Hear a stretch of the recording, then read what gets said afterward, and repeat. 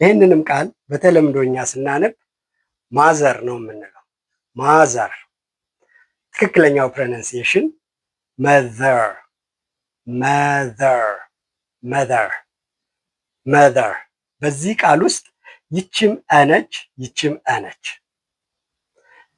በጣም የሚገርመው እንግሊዝኛ 3 ድምጾች ነው ያሉት። ይችኛዋ ስትሮንግ አለቻቸው ጠበቅ ተብላ የምትባል ለምሳሌ በት፣ ከት፣ ሸት፣ ለንች ስንል የምንጠቀማት ድምፅ በአብዛኛው ዩ ፊደል እንደ ስትነበብ የምንወክልባት አለች። ይቺ ደግሞ ዊክ አለች። አሁን የምንጠቀማቸው ቃላት ውስጥ የምናገኛት ደካማ የነዚህ ደግሞ ሎንግ ቨርዥን አለች። ሎንግ ለምሳሌ ፈርስት፣ ገርል፣ በርድ ስንል ነች በአር ተጽዕኖ ውስጥ ስለምትወድቅ አር ድምፅ ተጽዕኖ ስታሳድርባት የምትረዝም ሎንግ ቫውል ሳውንድ። ስለዚህ ስትሮንግ ዊክ እና ሎንግ አለን ማለት ነው። እዚህ ጋር ሁለቱን አግኝተናቸዋል፣ ስትሮንግ እና ዊክ። ስለዚህ ወደ ቃሉ ሳመጣችሁ እዚህ ጋር ኢ ነበረች ፊደሏ፣ ስናነብ ግን ብለን ያነብናል። ስለዚህ ኢ እንደ ትነበባለች።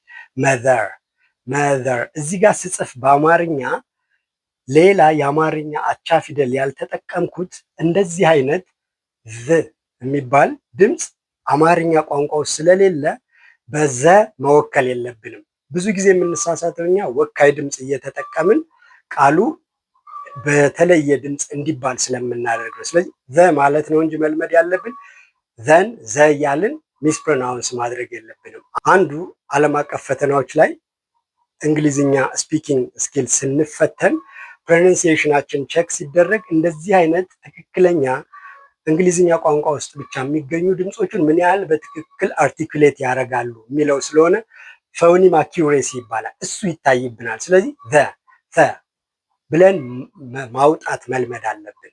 መዘር ነው እንጂ ማዘር አይደለም ማለት ነው ያለብን። ስለዚህ ወደ ፖይንቴ ስመልሳችሁ እዚህ ቃል ውስጥ ያለችው ኢ ፊደል በ ተነባለች።